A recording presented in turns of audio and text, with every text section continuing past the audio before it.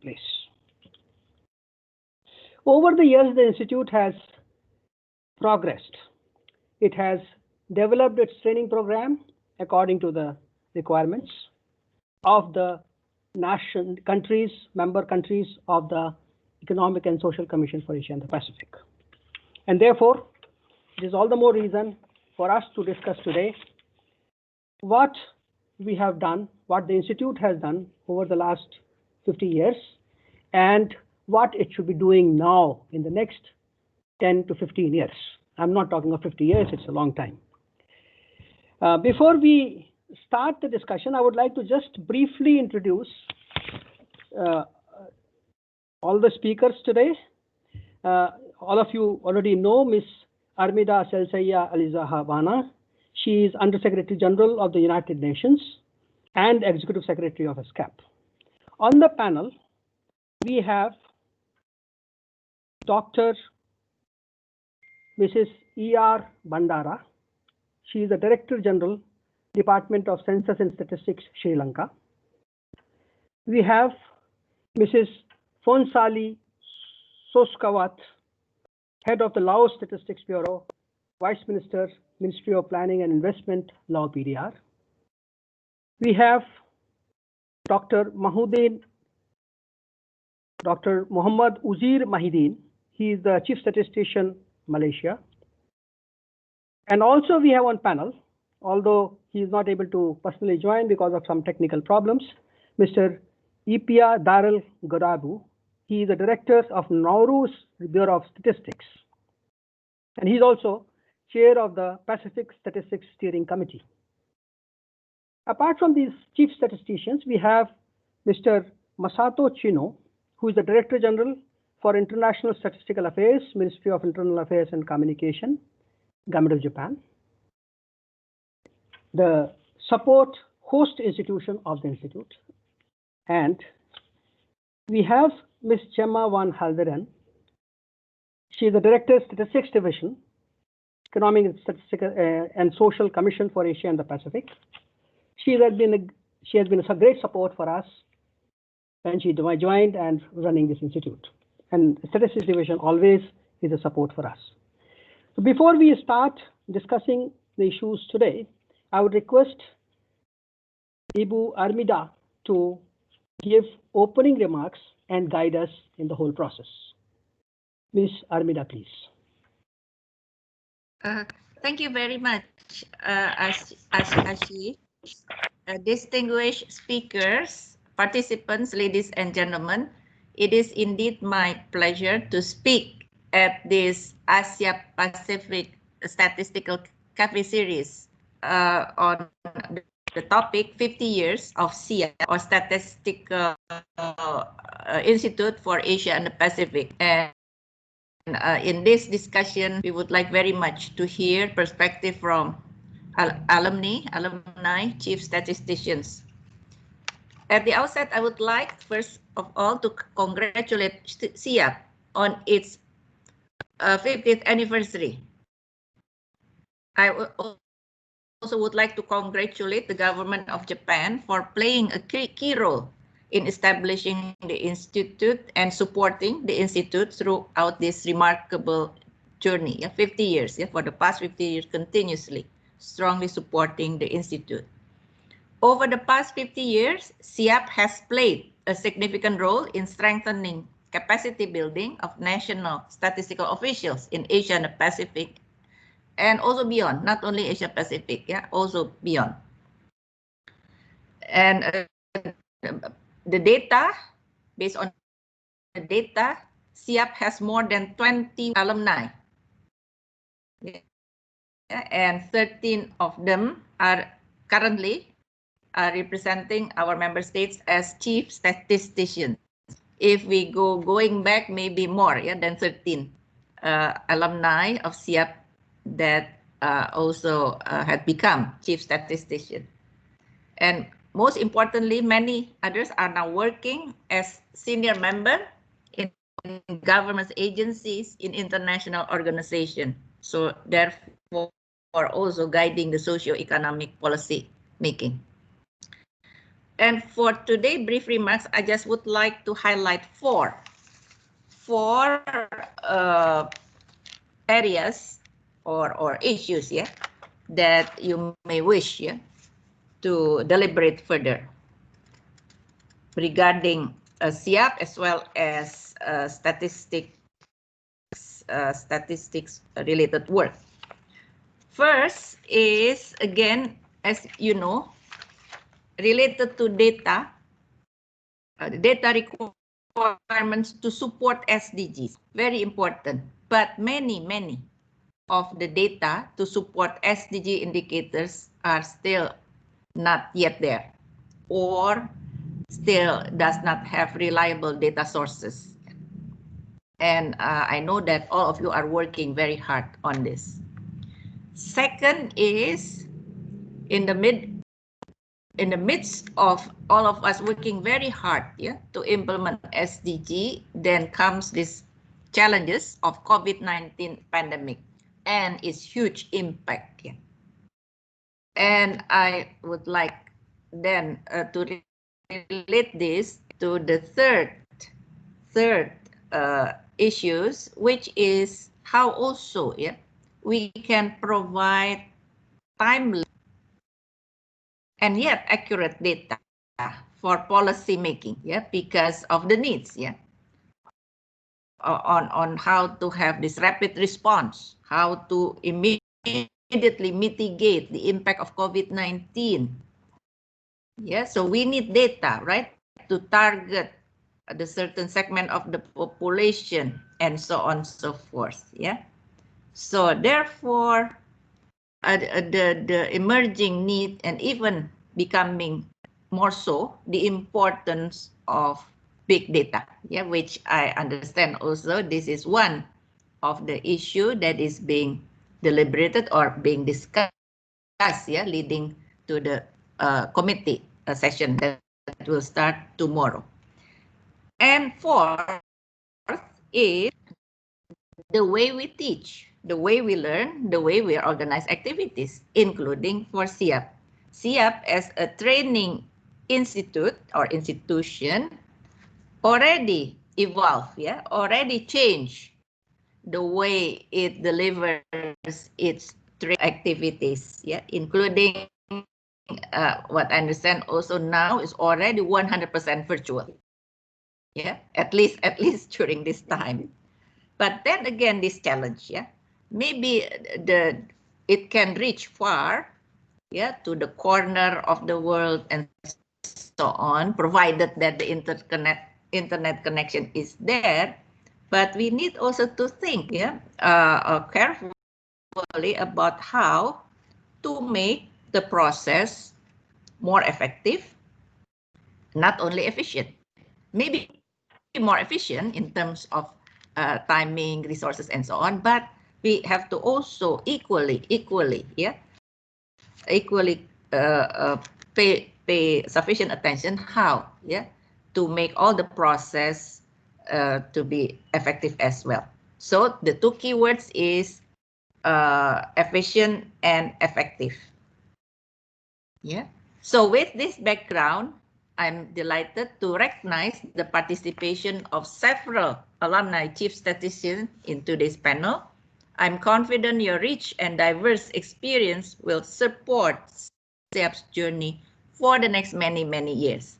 I'm also keen to learn about your personal reflections of becoming heads of national statistical offices and highlight, yeah, the contribution of SIAP's training programs in advancing your professional expertise as well as career goals. So this will indeed be an important inspiration for future statisticians.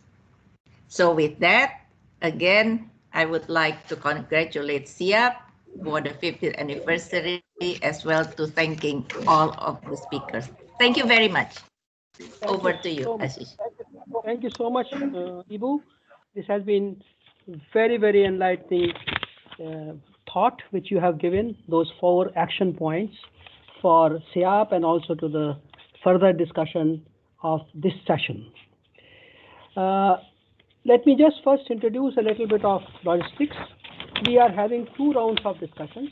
Round one is regarding the experience with the UNSIAP. The Chief Statisticians and the representatives from ESCAP and the government of Japan will share their experiences.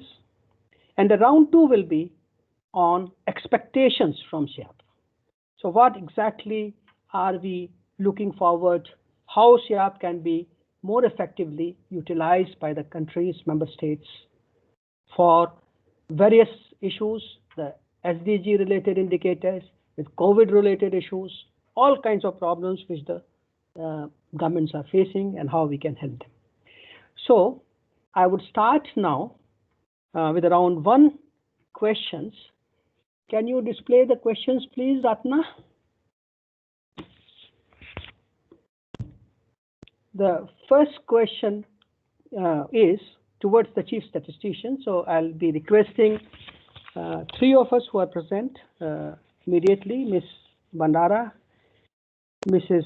Funsali Soskowant, and Dr.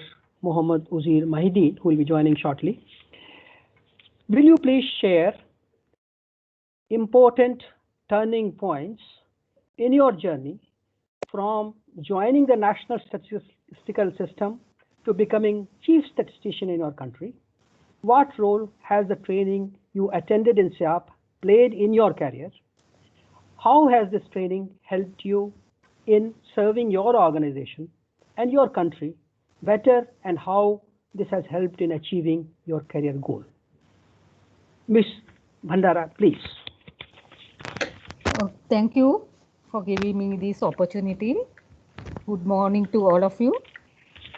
I am Indubandara, Director General of the Census and Statistics Sri Lanka.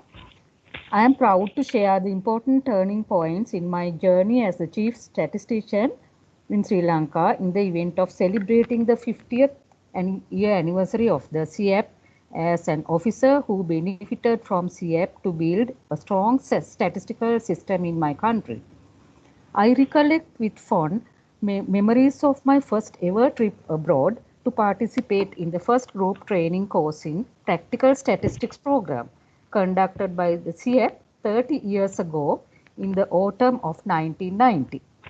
As a young statistical officer working in the Department of Census and Statistics, Sri Lanka, then and now leading the same organization as the Director General, I have many experiences to share with you. I still can remember the day I had to leave my son, who has just celebrated his first birthday at that time, when I got the scholarship from my office to participate in this program. During those days, there were very limited opportunities for overseas training for us, and my family agreed to look after my son while I am away and encouraged me to go use the rare opportunity. It was a very difficult situation for me as a young mother at that time. At this point, I must thankful to my husband, who gave his fullest support to me to become a career woman. Now he is 31, my son is 31 years and now he is an engineer working abroad. The duration of the training was 6 months, and I had an opportunity to learn from expert lecturers such as Dr. Uddin, Dr. Aboleda, Ms. Pansy and Mr. Ueda. The lecture notes and the practical sessions contributed very much to develop my knowledge.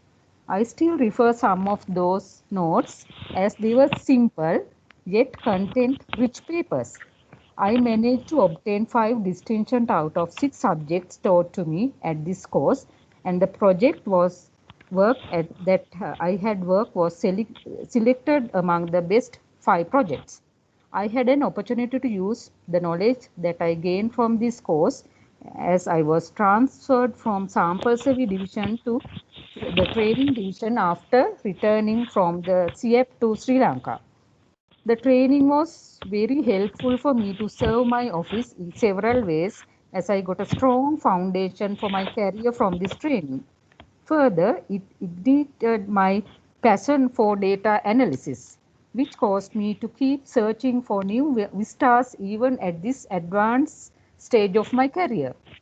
I still can remember the Japanese songs with such we learned at that music class organized by Mr. Uveda during our lunch breaks.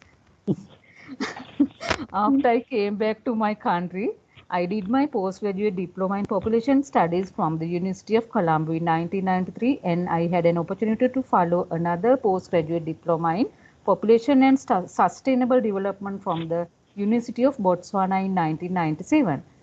I was awarded Rafael M. Salas Award for the best student at that training.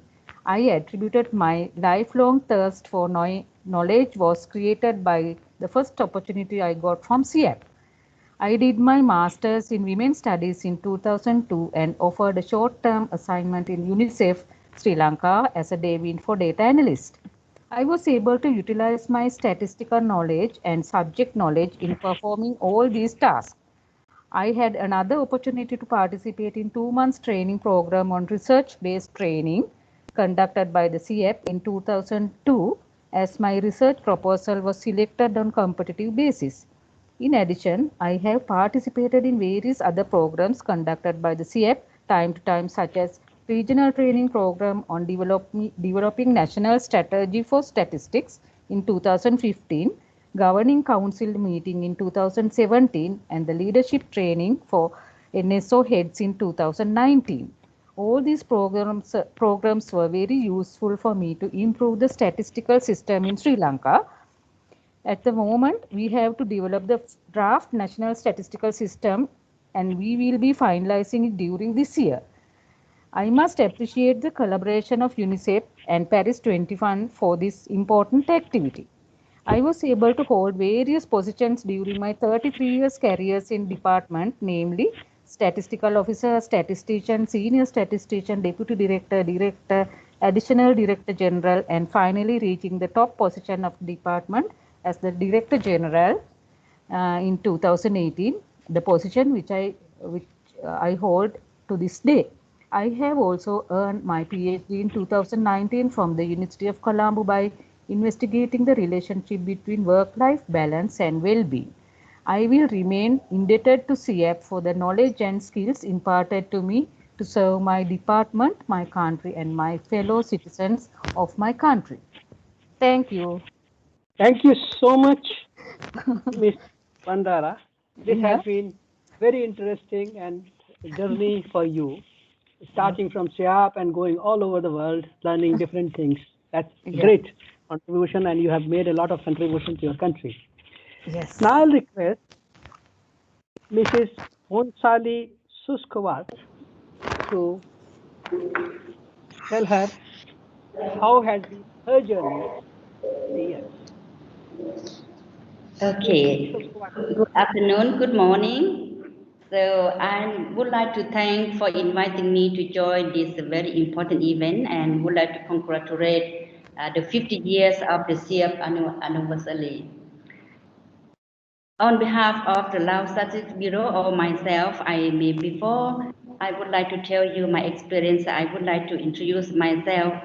So I took my Master Economics, specialized in accounting and statistics from 1985 to 1990 in Karl Marx University in Germany. So after my graduation in 1990, I directly joined Lao Statistics Bureau until present. So it's a quite long life that I work for statistics.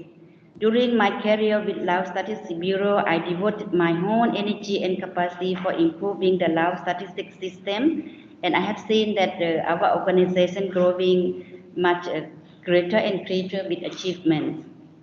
So my experience working with statistics more than 20 years, and after that, I started working with LSB. I was assigned to be deputy director in 2001, so more than 18 years that I'm working as the deputy director. And as today, currently, my position is the head of Lao Statistics Bureau in just recently in July 2020. So all my successful, I would say that I would thanks to the region for SIAP and also other partnership that make me to stand at this position. So as we know that Laos is one of the fastest growing economies in the East Asia and Pacific, it has improved infrastructure, education, health services, and another dimension aiming to reducing the poverty in having and so having a good governance along with the SDG agenda implementation. So, as today, the Lao government considers statistics as one of the key priorities to improve a new era of the country development. With a gender balancing and based on the experience that I have gained in statistics with the trust from the government, so I was appointed as the head of Lao Statistics Bureau, as I mentioned. So this is, I would say that my whole life that I'm working with Statistics Bureau, and I have the close connection with the UNSIAP and another development partner since I started working with Lao Statistics Bureau.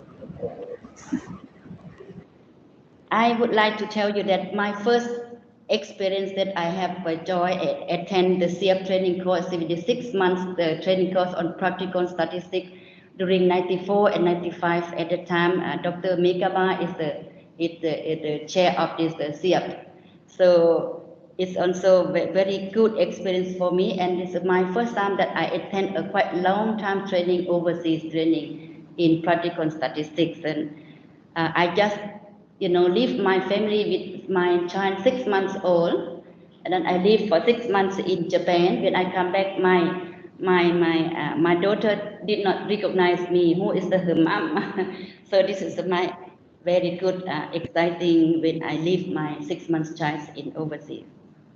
So this course make me a lot of confidence in working with the statistics, and also it teaches me a lot of things, including the culture, the statistic and working environment, including my private life.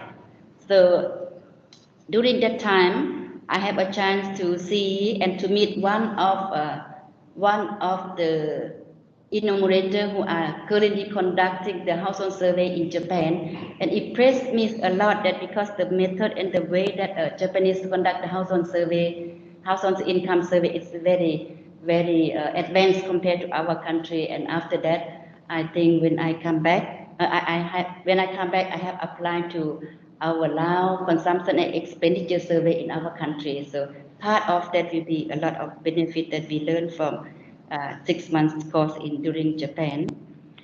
I also maybe can consider the one who I attend quite a lot the training course conducted by SIAP. So the first, as I mentioned, I attend the 6 months course, and after that I also have chance to participate the second, the third,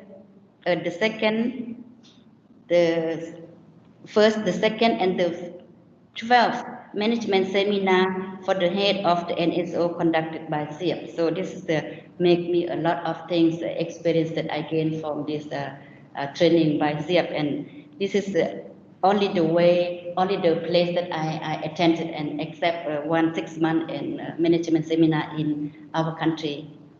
So this is quite the acknowledgement, and it made me strength and more confidence in leading statistics activity in my country, particularly on the production of statistics. And therefore, I think that this kind of the training program that made by SIAP, it's very good and very efficient to build up a kind of the strengthening the head of statistics around the region. So besides the training capacity building in SIAP, I also feel that it's bridging us on head of statistics around the region and even around the world, that we meet each other and to share the best and the best experience and best practice in statistic development in the region and also in the country. But most, I think, the experience from my training course, that I think the national accounts in the country have been improved since I come back, and I also start to devote my knowledge that I gained from the SIAP. And secondly, I think the data production with the quality is also starting from that time, because we are the first one. Yeah, we are the first one that conduct the household survey, and at the statistical methodology also we also applying for our statistics office. So I think that's the most experience that I have and I gain from 6 months, and even the management seminar during SIAP conducting a training. And I would like to taking this opportunity, I would like to thank all of the SIAP and all the colleagues and staff in SIAP working with us and making us a very friendly and so a very long relationship until now. So it will be continued for the future. Thank you. Thank you so much, Ms. Pontali. You have really given a great insight into how the alumni of the Institute have been growing over the years. That's very interesting, and that's interesting to listen to us as a SIAP, and it is a matter of great satisfaction to us. The Institute has contributed a lot to the people who came here. Now I will go to the other two parts of the panel. These are our supporters. They are our people who help us and run this institute, who are the people who are critical for the purpose of running of the institute. I would first request the representative from the government of Japan, Mr. Masato Chino, the Director General of International Statistical Affairs of the government of Japan. The question to you, sir, is how do you feel about the progress and achievements made by SIAP in last 50 years, especially when an enormous contribution has been made by your government in the institution? Mr. Chino, please. Yes, thank you, Mr. Kamal. Do you hear me? Yeah, sure, go ahead. Okay. Good afternoon, colleagues. I would like to speak on behalf of the host country to SIAP. In 1970, we welcomed 32 participants from 16 countries to the then Asia Statistics Institute in Japan for the first time. Over the past 50 years, SIAP has been able to accept more than 20,000 participants from 145 countries as of the end of March 2020. SIAP's 50-year history of excellence reflects the outstanding leadership of Director Ashish Kumar and his distinguished predecessors. Its success also owes much to the untiring efforts of SIAP lecturers and staff members, as well as to the unfailing support and cooperation of ESCAP, its members and associate members, related partner international organizations, and internal organizations such as JICA. I take this opportunity to express my deepest gratitude to their efforts. As the host country, we have worked to enable SIAP to function adequately as an organization of the United Nations by providing financial and in-kind assistance, including the dispatching of officials to SIAP. We are proud to have supported SIAP for half-century. SIAP has conducted most of its training courses face-to-face in Japan. Participants have had the opportunity to learn not only statistical theories and techniques, but also the means of learning implemented by other participants from various countries with different lifestyles. In the long-term courses, they have visited Japanese local governments, local industries, and advanced industries as part of the curricula. I believe that one of the most important abilities for anyone involved in administration is the capacity to imagine diverse lifestyles and ways of thinking. Through opportunities to get acquainted with other participants and to observe actual survey activities and the social and economic conditions of Japanese local governments, I believe that participants were able to forge the imaginative capabilities they will need as government executives in their respective countries. On the last days of the courses, I am sure that although participants felt great joy at bidding farewell to packed commuter trains and being able to see their families again, they also felt a slight sense of sadness at saying goodbye to the other participants. However, I hear that communications have continued among alumni and with SIAP and Japanese staff members even after alumni have returned to their home countries, such as updating each other about a promotion or marriage and exchanging messages of concern or sympathy after a disaster like an earthquake or a typhoon. I am proud that many alumni are taking advantage of their SIAP training and playing active roles at the centers of NSOs or NSS in their respective countries and regions.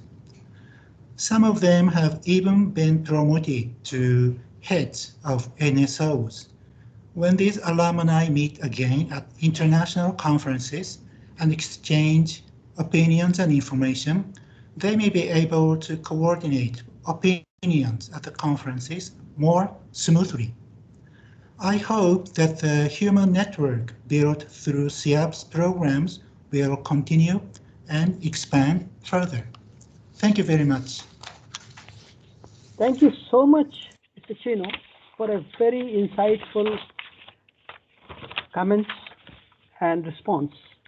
In fact, that's a very important point, that the alumni of this institute have been in touch with each other in various ways. And especially now the technology getting advanced, it is easier for them to be in touch. We have created a link through which they are on the Facebook. They can continue to see what is happening in SIAP and what are they doing and how they want to share with other colleagues of other alumni of the institute. So it further expands their relationship, their friendship, and their being together from the same institution. Thank you so much again, Mr. Chino, for all the support that the government of Japan has provided to this institute and to the UN institution, that it has grown and it has been working for a bigger objective. Now I'll request my colleague and friend, Ms. Gemma van Halderen. She is the director of the Statistics Division of the Economic and Statistical Commission. We work very closely together. I'll request her to give her perspective in terms of what SIAP has done and how much they have contributed for running this organization. Ms. Gemma, please. Thank you very much, Ashish, and thank you very much, everybody, for your contribution and participation today in this Asia Pacific Statistics Cafe.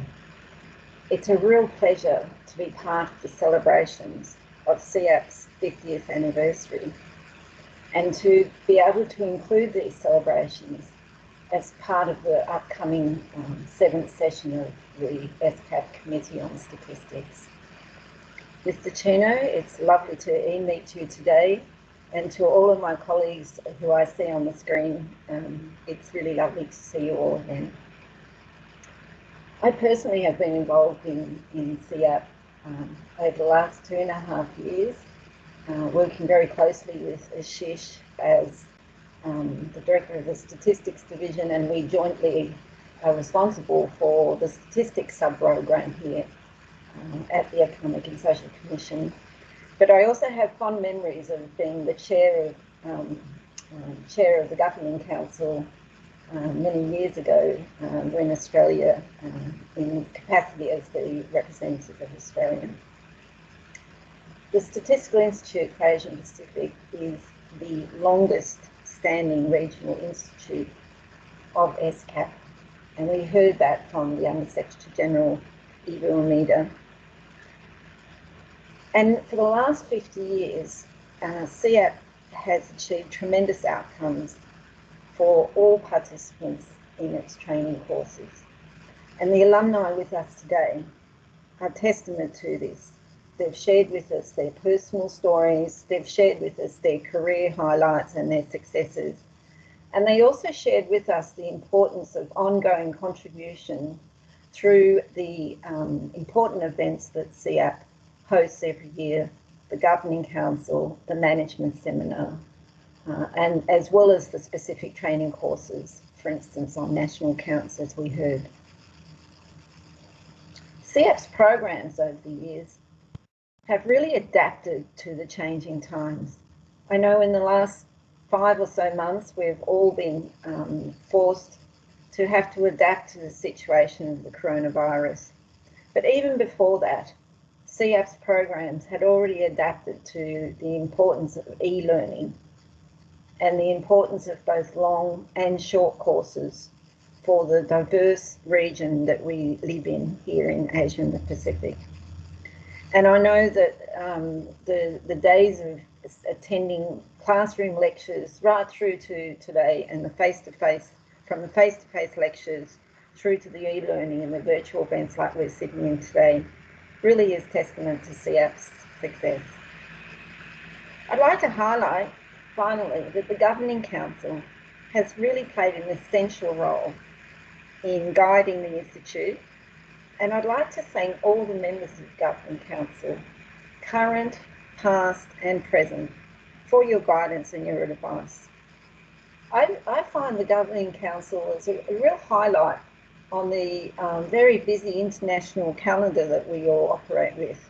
It's an opportunity to meet in Japan, not only guide the Institute at the Governing Council, but also to be partaking in the management seminar.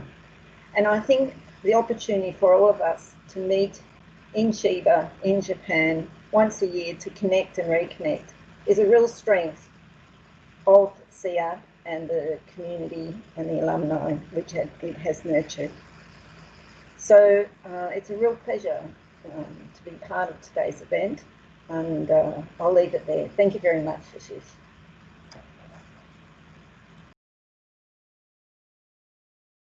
You're on mute.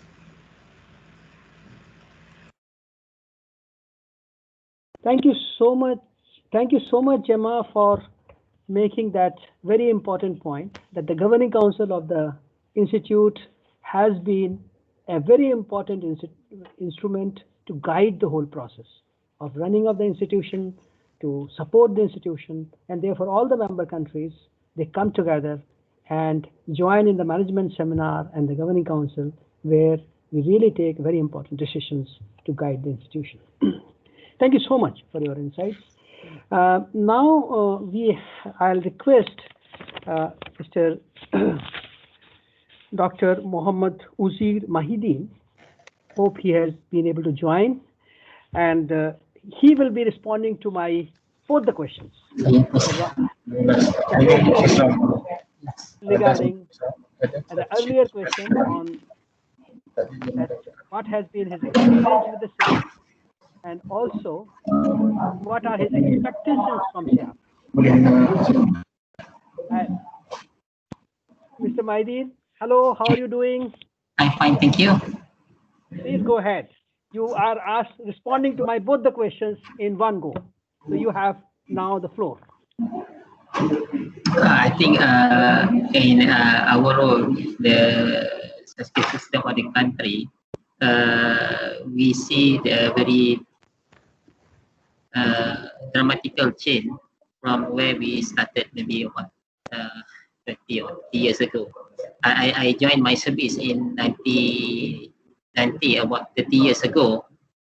Is a lot of changes in our statistical system in the context at the national level and also in the context of the international.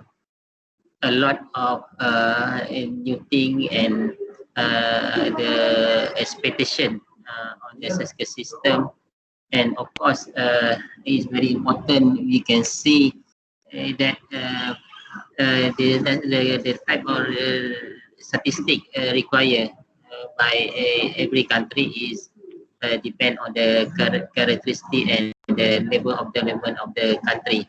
So at the moment, we can see in the context of national statistics of Malaysia, we focus a lot on the short-term indicators. So out of about 300, more than 300 statistics we release every year, about half of the statistics on the more frequency statistic at the monthly basis.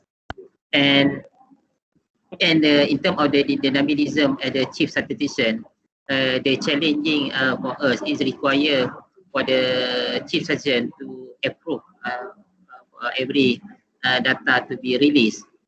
And I'm very happy to mention that because of my background is the economist. Actually, I'm trained as the economist.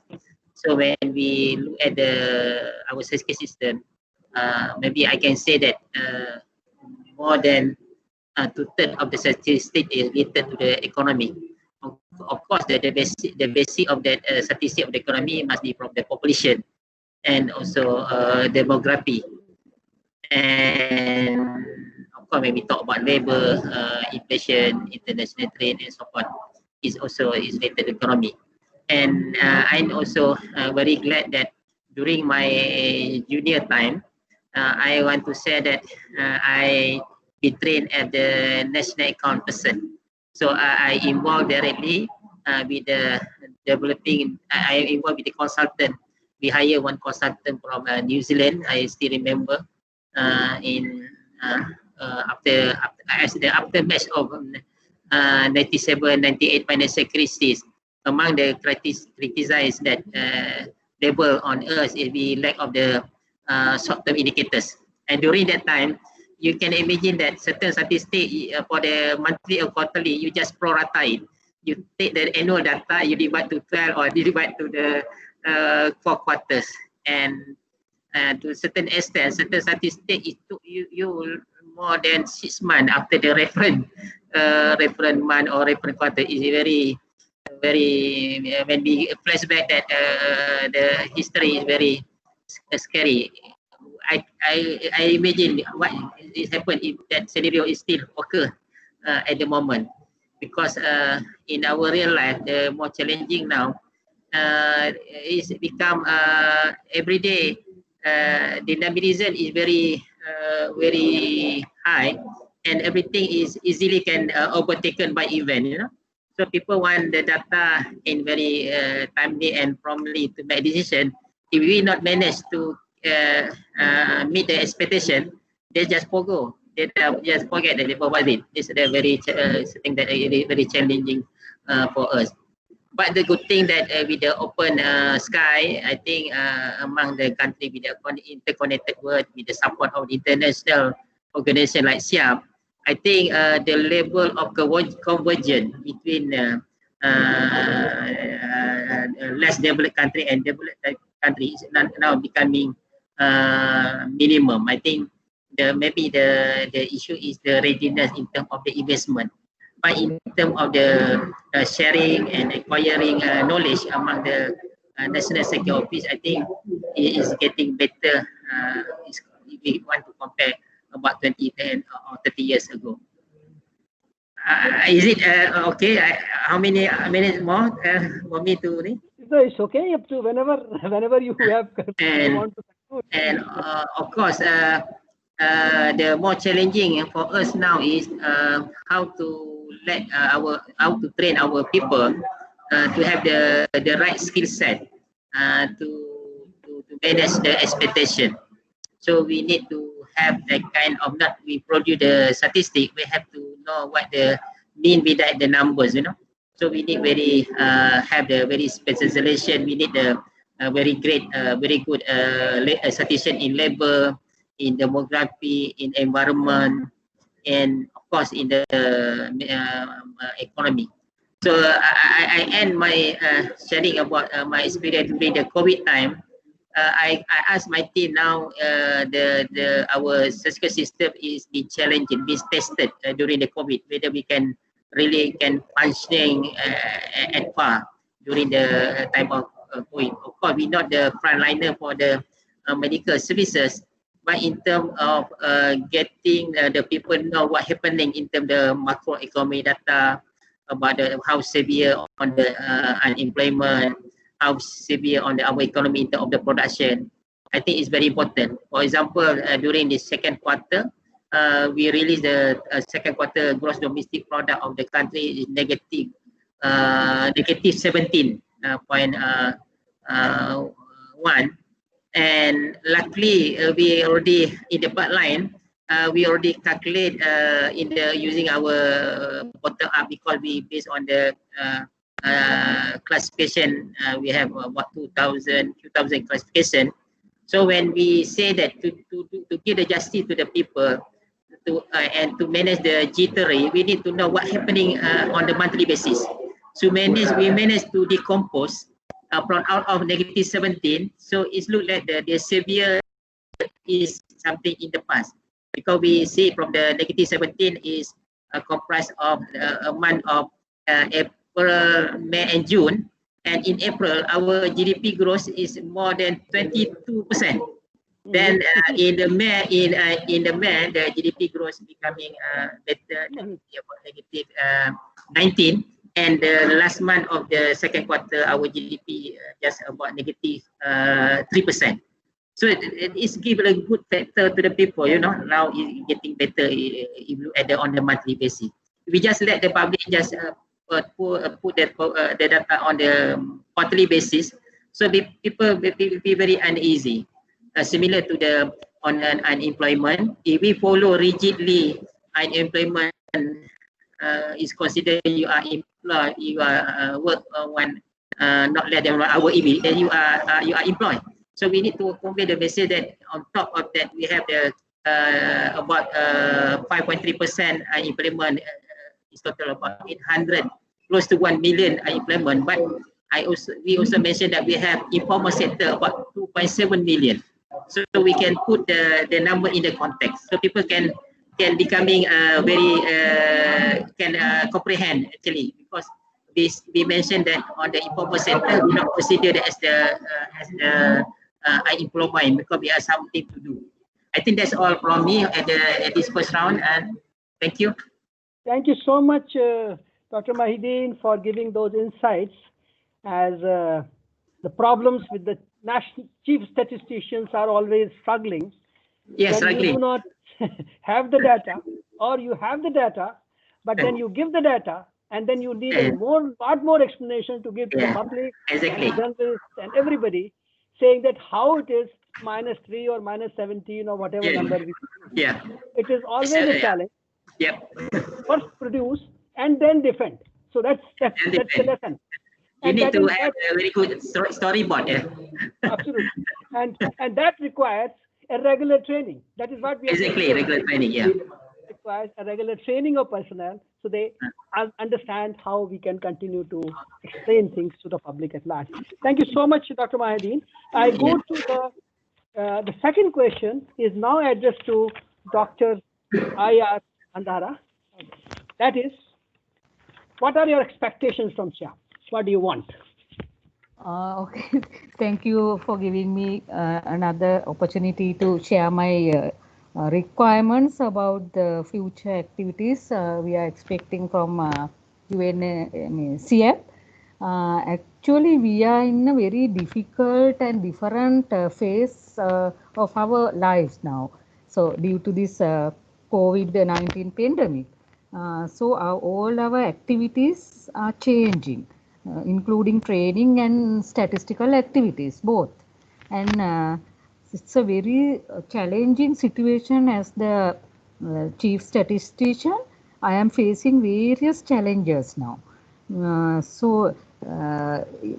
Now people are waiting to get real-time data, and because the survey techniques, and we can't apply traditional survey data collection techniques, because during the COVID period also we have to collect data in our country. We couldn't stop that because we have not imposed a curfew everywhere. We have not locked down everywhere in Sri Lanka, but some areas to some extent. So other areas they didn't have any problem. So we had to continue our activities.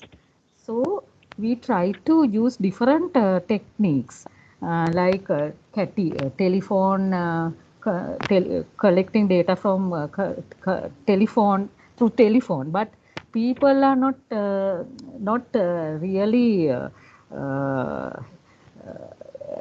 they are not they don't like to give their telephone numbers and contact them. So those are private, they are private policies and things like that. So now people are waiting to get some other ways of data collecting like big data and data science technology and various other things. We want to change our data collection practices. But we still have problems in our country because all the areas we don't have that type of software and knowledgeable people and infrastructure is not ready. So there are so many things, but still we are in our country we are practicing data collection through tablet computers. That is very good in our country because we are using our statistical officers as data collectors. But if we employ some other people, we don't think that they are capable enough to do these things. So we are now struggling in the next census also. We have to conduct 2021 census in Sri Lanka, our 50th census. It's very important because 150 years later we are conducting our census, 15th census in Sri Lanka. So we are very historically also we are in a very good, we have to memorize and things we have to arrange to celebrate that also. And so many things are going on, and we are still not familiar with this big data business. I think we need to discuss more about these things because people are not willing to give their information because there are so many privacy policies, especially establishment service are very difficult. But we try our maximum to get the statistical business registry, and we are preparing notes to cabinet also, but still we are struggling to get that information. But fortunately we tried to get the impact of COVID-19 due to our economy due to COVID-19. That was, I think, very successfully conducted because we tried it in different ways. That survey we managed to get information because it's a situation faced by all the business people. So that survey we managed to get better response rate than other surveys. Yeah. So things are going on, and political literacy on statistical literacy for politicians are very important because I am also struggling to release GDP estimates and so many things. I am facing a lot of challenges and stress also because of this GDP, quarterly GDP, because it is not as accepted by, except by the politicians. So it is a very difficult situation for me also. So thank you. Yeah. Thank you so much. This is a real challenge. You know, we all suffer. We all have to suffer. But I think that's a good idea to bring politicians more close to the statistics, and which is possible. I mean, many a times I have my own experience with the members of parliament in India has been that they are willing to listen and they are willing to understand how you calculate the GDP, how the quarterly GDP is calculated. And there are people, the younger members, they say, no, there are different methods you can do it. You can do some other indicators, they will suggest. Use some other indicators if it is not the case. So thank you so much for your insight and all the issues of big data and the real-time data which all the statistical community is facing. Now I'll go to Ms. Funsali Sunskuat to make her second intervention about what are her expectations from this UNSIAP. Please go ahead. Some sound. Can you please mute? Somebody has left the mic open. Can you please mute yourself? Thank you. Yeah. Okay, thank you, Mr. Kumar. So may I take the second round of the intervention here?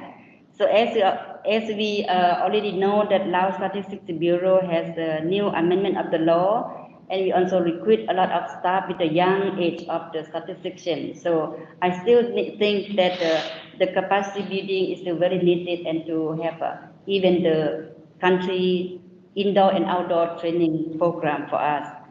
So the government of Laos also have a commitment and have a lot of contributed to statistic activity. But however, for this capacity building, we still rely on the outside the source like the SIAP, ESCAP, and other region, other organizations that support us in the training program. But for my thinking that I look into the program of the SIAP training course.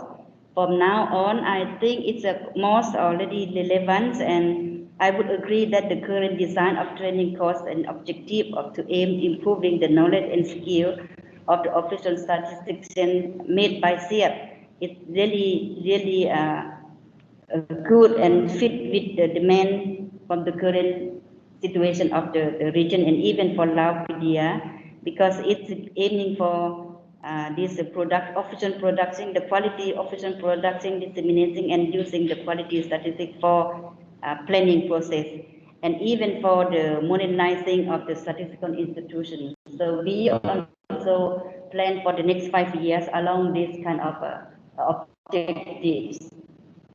So again, looking at our 5 years plan, we have maybe I would like to brief introduce a little bit about. Now we are preparing our action plan for next 5 years from 21-25. So that we include on the improvement of the fundamental methodology of the producing official statistics in the country. So on the domain that we are going to produce including on the socio-economic, the population, gender, and agriculture and environment statistics. So those things are main key components that we put in our 5 years plan. Besides that, the capacity building is one part of that, and we also have three strategies that we develop now. One is the HR strategy. The second one, the ICT strategy, and the third one is the dissemination strategy, which is these three strategies will lead us in the implementing of the annual work plan and even our 5 years plan.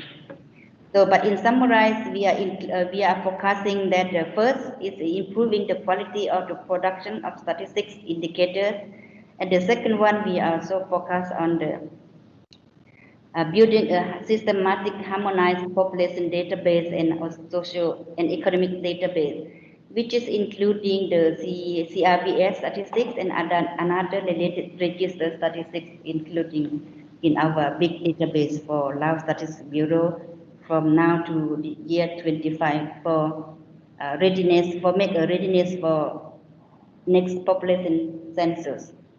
And the third one is that we want to scale up our capacity of our statisticians. So not only in the Lao Statistics Bureau, but in also the Line Ministry and also the local statistics office. So this will be the main focus for our 5 years plan. But of course, looking into the COVID pandemic, so we still face a lot of difficulties in the data collection, and now we are facing a big problem because we are under the conducting of the economic census and also agricultural census. So we are delayed this one already for 6 months. So we do not have apply another techniques to recover this kind of situation because the infrastructure of our country are not really allow us to make another type of data collection. So again, coming back to what we expect from SIAP to help us to build our capacity. So as I mentioned that I fully agree with the modules and objectives that are designed by SIAP. So we rely on this capacity building through this SIAP program. And also, if we may request that a specific for us needed is that we want to have in the three areas. One is that conduct and training course on analysis. So this is very weak for Statistics Bureau that of course analysis are not easy to learn and not easy to adopt in the practical work immediately. So training course on analytics is really needed. So we can cover on the poverty, the topic is poverty, the gender, and also informal sector using the data from the household survey for serving, for make a good compilation for national account. So those things we do have the database available here. But we don't have the capacity to make analysis on the existing data set. That is one thing that we would request. Maybe we can tailoring to fit our needs from Laos. The second one, I hope we appreciate that we should continue a kind of management seminar for a middle and the high level of our statistics in Laopedia. So because we have only one source from SIAP and very rare that we get the kind of management from other supporters. So the third one is very serious, like Sri Lanka already mentioned, that to serve and to provide the SDG data. So we have very difficulties in so far. Our data set is mainly based on the survey and censuses. So we still need your help to design and develop kind of module that how we can make use of the administrative data for the SDG and also a combination with the analysis of the survey and data for providing new data as a set in the SDG goals and indicators. So I think three areas that we still need your support and your help. And of course, last thing, we still have something to learn from each other more. And again, thanks again for your support for SIAP and JICA and for other partners from countries in the region to support us, and hope we continue our cooperation. Thank you so much. Thank you so much. Very kind of you, and being so specific in terms of identifying the areas where specific support is needed. I mean, that's very important. Now we move to our supporters. So I'll request Mr. Masato Chino from the government of Japan to address this question of what more needs to be done by UNSIAP in future. So what is your advice? Please go ahead. Okay, thank you, Mr. Kamal. The fact that we are participating in this special webinar rather than meeting in person represents the biggest challenge for the future. SIAP has accepted more than 20,000 government statisticians from 145 countries over the course of 50 years. As I mentioned in the previous round, I believe that gathering together participants with the same purpose offers a variety of advantages, such as not only learning statistical theories and techniques effectively, but also continuing communication between people. Although SIAP has not been able to provide face-to-face training due to the COVID-19 pandemic, we hope for SIAP to restart it soon. We hope that face-to-face training can facilitate the building of a network between participants, and that this network continues to grow and be taken advantage of by participants. On the other hand, e-learning utilizing ICT has been developed into a useful supporting method as pre-training for face-to-face training. Since face-to-face courses cannot be implemented due to the pandemic, I understand that SIAP is increasing the number of e-learning programs as well as improving their usability and user friendliness. Furthermore, a variety of programs must be developed to meet the varied needs of different countries. Further, human resource development for governments is particularly indispensable to assess the Sustainable Development Goal indicators, which require innovative statistical methods.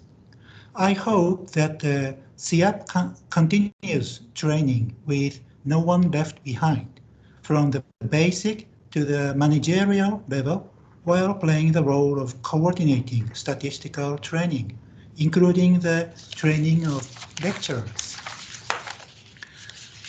Measures against COVID-19 have renewed my keen awareness that reliable, timely, accurate, and high-quality data are the foundation of society. Against this backdrop, the statistical landscape is changing rapidly with emerging technologies and the availability of data from various sources, including administrative data, big data, geospatial data, and privately generated data. There is no doubt that the main challenge facing statistical systems will be the demand for newer and better non-traditional sources of data and quicker and more efficient ways of producing and disseminating statistics. The field of statistics has changed considerably with the emergence of new kinds of data, including big data, geospatial data, and data collected through the use of mobile devices and scanners. There is a growing need for capacity development in diverse areas of statistics. SIAP has raised the level of statistical capacity for countries mainly in the ESCAP region. In the future, the Institute must continue to provide training that fully respond to new socio-economic and technological innovations so that the governments of each country can implement administration based on reliable data. Thus, the government of Japan would like to continue supporting SIAP as the host country.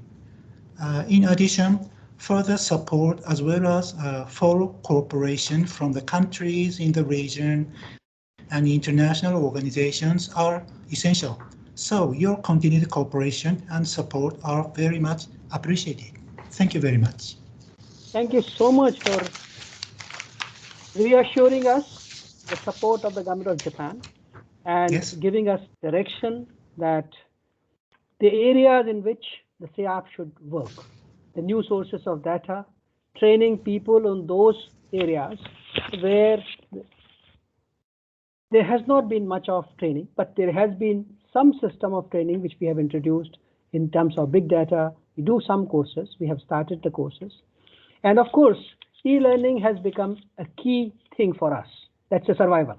That is what we provide, and that is how we keep in touch with our statistical personnel spread all over this Asia Pacific region and sometimes even from outside the region. So thank you so much for that insight. Now I'll request Gemma to please go ahead and guide us. What do you think we should be doing in future? Thank you very much, Ashish. So earlier this last year at the Governing Council meeting last year, an evaluation of SIAP was tabled and discussed by the Governing Council. And it was really pleasing to see that the inputs from across the region, from everybody who had contributed to the evaluation, found SIAP was responsive to the needs of member states and their changing demands. SIAP had been effective and resulted in substantial contribution to human resource capacities in Asia-Pacific national statistics organisations, and it had adapted to the changing context and embraced e-learning. So if we listen to the 4 points raised by the Under-Secretary General around effectiveness, definitely the evaluation found that, and a substantial contribution to human resource capacity in our region. The evaluation, though, highlighted 3 strategic areas where it identified recommendations. The first was for SIAP to work on a variety of approaches at bringing statistical capacity development to focus more at the organisational level. And we heard a lot of that in our speakers, our alumni here today, at a higher level. And in the case of Lao, we just heard not only at a higher level, but also outside of the National Statistics Office, strengthening the capacity of the National Statistical System.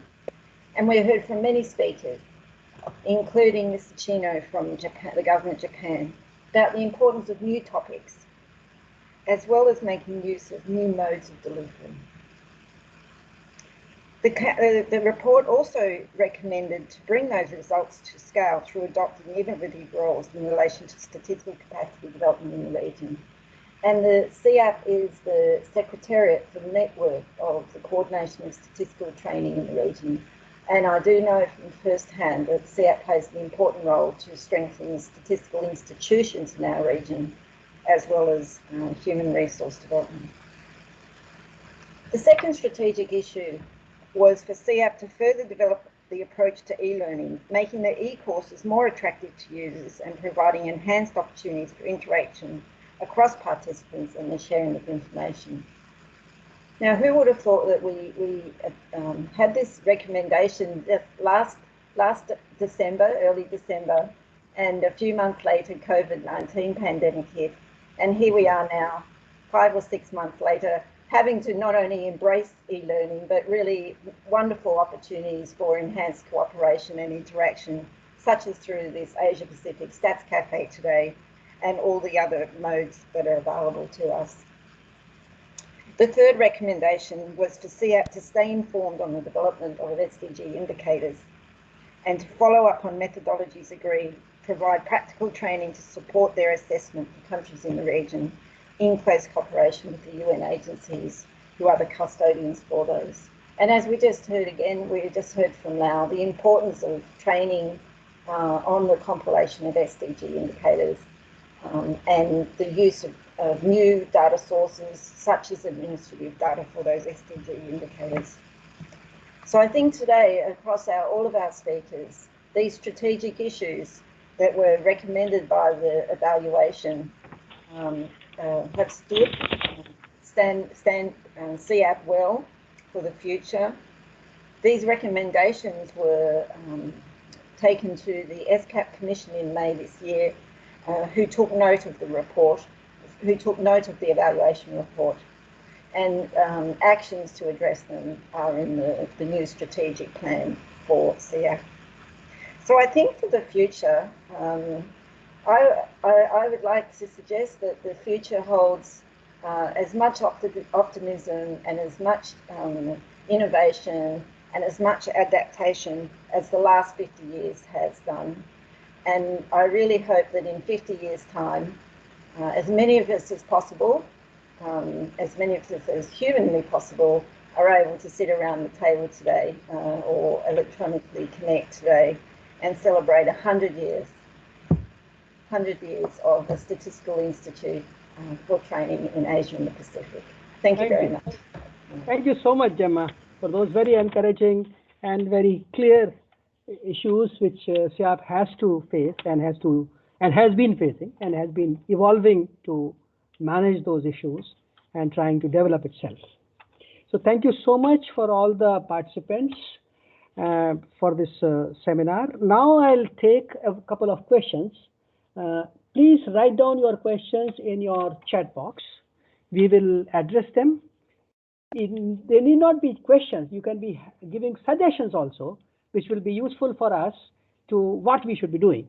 But before I go there, further questions take some time to write. But in the meantime, I had received one question which has come from ILO.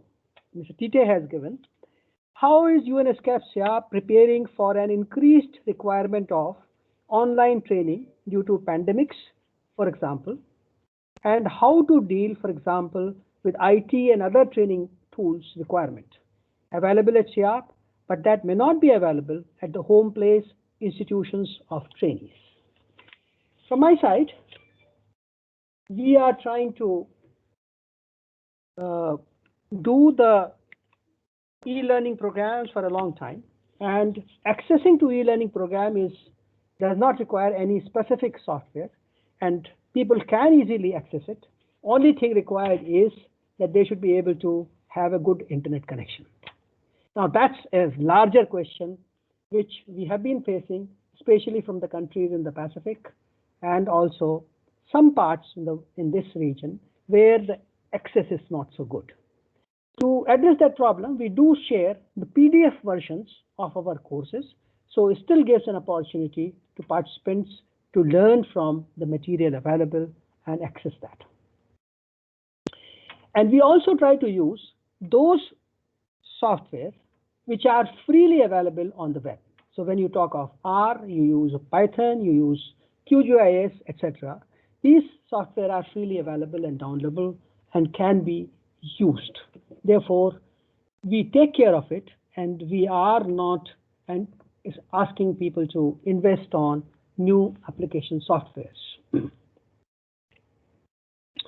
So that's what limited explanation I have given, but I am not seeing any further questions. Yes, there is one question which is coming up, question or comment. The ESCAP measures of progress on SDGs, anticipated progress index, current status index, and the time distance is very helpful. Maybe ESCAP and SIAP train and encourage all countries to use these, and online training is suggested. Gemma, would you like to say something, please? Yes, certainly. Thank you very much, Ashish, and thank you very much, Wilma, for your question there. ESCAP, I'm very pleased to let you know that ESCAP is currently preparing a suite of country supports to do exactly what you've just suggested there. We've preparing some online tools and provision of scripts for countries to be able to use to undertake the calculation of anticipated progress index and current status index. We're also hoping to provide this with some online e-learning, as you suggest, as well as some videos and supporting material. I don't have a completion date for that yet, but it's certainly this second half of 2020, so it should be available by the end of the year. And we also have a regional advisor for official statistics for the 2030 agenda, who is also available to help countries understand the methodology and implement the methodology at the country level. So very good question. Thank you very much. And we hope to be able to provide you something before the end of 2020. Thank you. Thank you. Thank you so much, Gemma. Another comment is coming from Pinar that thank you for all presentations, Mrs. Bandara, Mrs. Sukhsawat. Thank you for sharing your special memories with us. You were very strong physically and emotionally to stay away from your babies for that long. I wish at least smartphones were invented 30 years ago. Do you want to add anything, Ms. Sukhsawat? Sorry. Please go ahead if you want to say something. Yes, Ms. Fonsali, you are on the mute. Yeah, please go ahead. Okay, thank you. So I don't have any things more, but I hope this will give us opportunity to learn more about the future experience of the Laos Statistics Bureau with other NSO and also with SIAP, ESCAP, and other countries. Hope we will come face to face together, and hope the COVID pandemic will end soon. Thank you.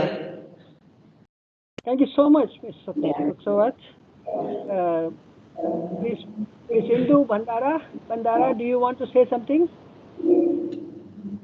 I just want to, I just want to add Shahuda Modi was head and myself. We studied together at this first training program, SIAP 6 months training program, and we are in contact very frequently. So it's very nice because we couldn't have time to visit Still, we didn't have time to visit ourselves. Yeah. No, I see. I said Sauda is here on the chat, and she's feeling very happy. Very interesting conversation, and really nice to see my friends and colleagues around. So that's the kind of the relationship we develop in these kinds of courses, which continue for a long time. I mean, that's the interesting part of this whole SIAP program. So I really do appreciate, and she is saying, yes, Indu, really fond memories. So you should remember those. Yeah, there is a suggestion from Indu that arrange a webinar for GDP. Webinar for GDP compilation. Yes. Yes, Indu, we have been running a course on intermediate course on the GDP compilation. And this is just, I think, concluded, or maybe it must be concluding. But during that process, we organized 3 webinars. And in these 3 webinars, we discussed the whole of macroeconomic aggregates, how the changes have taken place from SNA 93 to SNA 2008. So we had experts on these issues, and also now in the current COVID situation, governments are spending a lot of money in terms of supporting households, in terms of supporting the businesses, in terms of supporting self-employed households, etc. So we also have guidelines from the United Nations Statistics Division, IMF, and the whole group that that Indian Interagency Expert Group on the national accounts.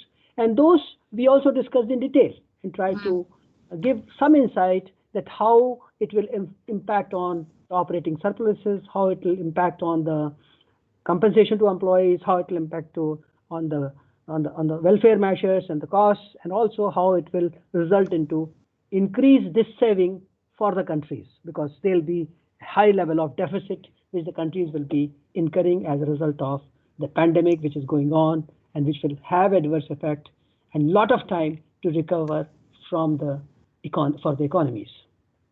Yeah.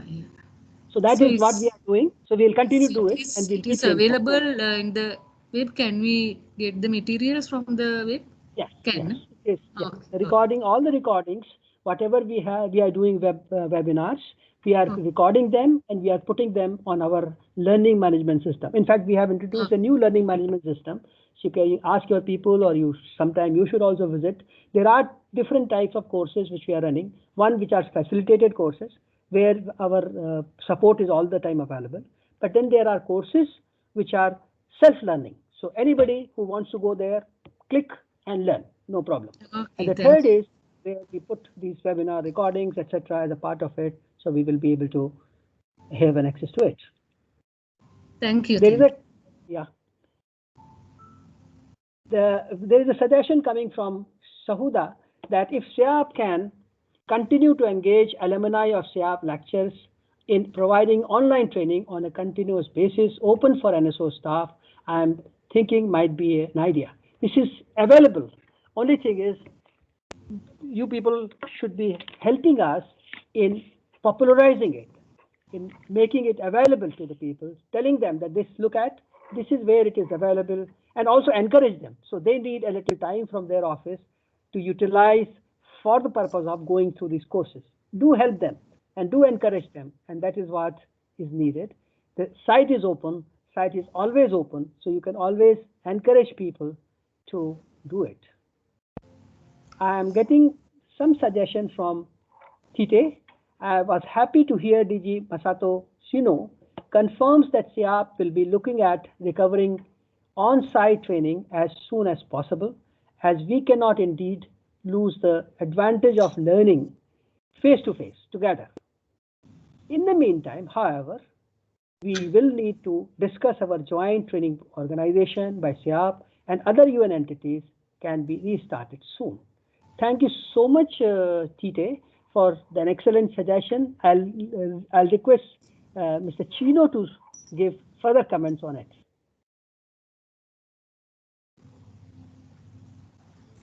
Thank you, Mr. Kumar. I think that the balance of the e-learning and face-to-face learning is important. I'm now unhappy because the SIAP can do the face-to-face face-to-face training, but instead you develop the e-learning programs, improve the usability and user friendliness. So that's the important point, I think. Thank you. Thank you so much for very good advice, and we are looking for that, and that is why we are trying to engage consultants who are expert in developing, helping us in developing the material, which can become more easily understood by the participants, and it remains attractive. And we are also trying to introduce some games as a part of the course so that it develops more interest among the participants, so that they can match things, they can understand things, they can apply it for themselves, and those concepts will remain in their mind and will be used as and when required. So that has been our effort, and that is what we are trying to do. And another suggestion, can we increase research activities in between some countries? Research activities. Thank you so much, Dr. Mandara. Yes, this is one issue which we have been struggling, although we have been doing. I understand when some of you attended these courses, Aisha Shauda also attended some course on the research-based training. That is a very good idea, and we would very much encourage. At the moment, we are not able to travel, but I would very much like that a short duration courses, maybe a 2 months and another 2 months with some gap, so that people come, have the formulation of the problem, work in their countries, address the problem, and come back and then give a final version of it and make a good, nice presentation out of some analytical work taken up or some other issues handled, which is relevant from the system of the National Statistical Offices. So I feel this is a very important course, and I think we should be able to start that. There is a suggestion. This is from Malaysia. This is a good time, Kumati is saying, this is a good time for Institute to venture new areas, which is big data analytics, to be consistent with the current technological advancement. This can assist countries to highlight the insight of their socioeconomic scenario. Subsequently, this method could be used in producing official statistics. Very true. We fully agree with that. And that is why we have introduced one course every year with the help of Korea Statistics, which is normally of a 1 week duration, or 5 working days, where Korea and other countries, they share their experiences so far. And now we have one full-time lecturer also who will be regularly involved in developing these kinds of big data related courses. I think we have reached to the time. There are some comments and suggestions. I welcome all your suggestions, all your comments. Everybody, please write to me. You can write to my email address, you can write to the chat, or whatever manner you want to write. I will be very happy to listen to them and try to bring them as a part of our training programs. Finally, before closing this session, I would like to thank, first of all, ESCAP and Gemma for agreeing to host this important special webinar for SIAP. These are the difficult times, and this is the only way we can interact and continue to talk and continue to learn from each other. And this is an opportunity by which we are able to connect to so many people who have been part of the SIAP family. So I thank Gemma and I thank all of the participants to this for participating in this webinar. I also would like to thank the government of Japan. Everybody has thanked. I must thank personally that support from government of Japan has been extraordinary all the time for the 50 years. This is something rare for institutions to continue to provide support by the government consistently, regularly, without any fail. And we look forward to further support, further closer support to the work of the institute, which I think government of Japan is very much interested and very much capable of doing it. And therefore, I look forward to working very closely. Government of Japan Institute will definitely gain more and more. They are also providing the technical support, not only the the financial support, but they are also providing a lot of technical support where our participants can go to the different places, see the actual statistical activity which is being carried out in the government of Japan, which is important because that is a great learning experience for all the countries in the region, and many of them have adapted it. That's the limited point, I think, and I would like to again thank all the director generals of the MIC who have been closely working with us, and they have been very kind to have come here all the time whenever JICA course is there, whenever any other course is there, they will come and join us, and I look forward to all this collaboration to continue as and when this opens up. But yes, through e-learning process, we will definitely continue the activities of the Institute, and I'll continue to look forward to the support. And I would like to thank each one of you who have spared your time to join us. Many senior people have joined. Please help us disseminate information about the statistical training. Please join us in disseminating the statistics training, because many of you have some kind of a training facility, even if it is not a formal statistical training institute, but still some kind of an internal training system you have. Please make it as a part of our partnership. We are very much open to share all the material which we have, and we'll definitely like you to come forward and use it. Thank you so much. God bless. Bye-bye. Okay, bye-bye. Thank you so much. Thank you very much. Friends around the world. Bye. Bye. Bye.